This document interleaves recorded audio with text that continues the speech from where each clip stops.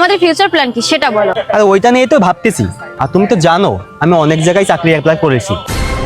1 বছর ধরেই তো সেই একটা কথা শুনে আসতেছি, চাকরি অ্যাপ্লাই করতেছি। তো চাকরি পেলেও কত টাকা মাসে বেতন হবে শুনি? এই ধরো চাকরির শুরুর দিকে 12 থেকে 15,000 টাকা পাবো। 12 থেকে 15,000? এই টাকায় কি সংসার চলে? এখনকার টাইমে এই টাকায় তো সংসারও চলবে না। আচ্ছা বাদ দাও, একটা ভালো শাড়ি কিনে দিতে পারবে আমাকে? সেটার যোগ্যতাও তো তোমার নাই। শাড়ি কথা নয় বাদই দিলাম, তুমি আমাকে কোথাও ঘুরতে নিয়ে যাবা, ভালো কোনো কিছু খাওয়াবা নাকি বাসা ভাড়া দিবা? 15,000 টাকা কি পানি গরম হয়? ফাজলামে পেয়েছো এটা? এসব তুমি কি বলছো দিদি? তুমি তো এমন ছিলে না।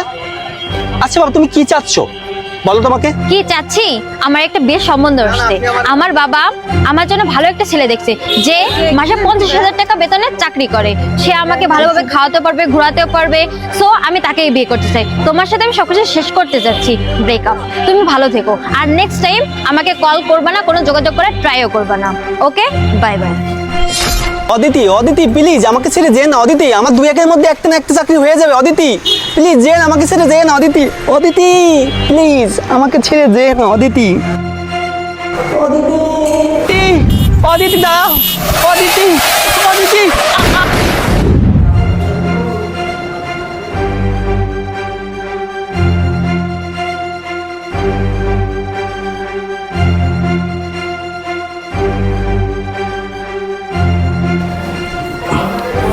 স্যার পেশেন্টের কাছের লোক আছে কে এখানে?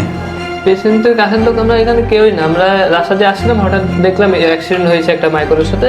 ধাক্কা খাওয়ার পরে মানে তাড়াহুড়ো করে দেখলাম ব্লিডিং ওষুধ মাথায়, তাই আমরা হসপিটালে নিয়ে আসছি। এখন কি এমনি সুস্থ রোগী? হ্যাঁ, রোগী এখন অনেকটাই সুস্থ আছে আমরা দেখলাম, কিন্তু আমরা ট্রিটমেন্ট চালাতে থাকবো, কিন্তু এর কোনো গ্যারান্টি দেওয়া যাবে না। এমন হতে পারে যে রোগী আস্তে আস্তে খারাপের দিকে যেতে পারে এবং ভবিষ্যতে স্মৃতিশক্তি হারিয়ে সে পাগলও হয়ে যেতে পারে। এটার কোনো গ্যারান্টি দেওয়া যাবে না, কিন্তু আমরা চেষ্টা করবো রোগীকে সুস্থ করার জন্য ইনশাআল্লাহ।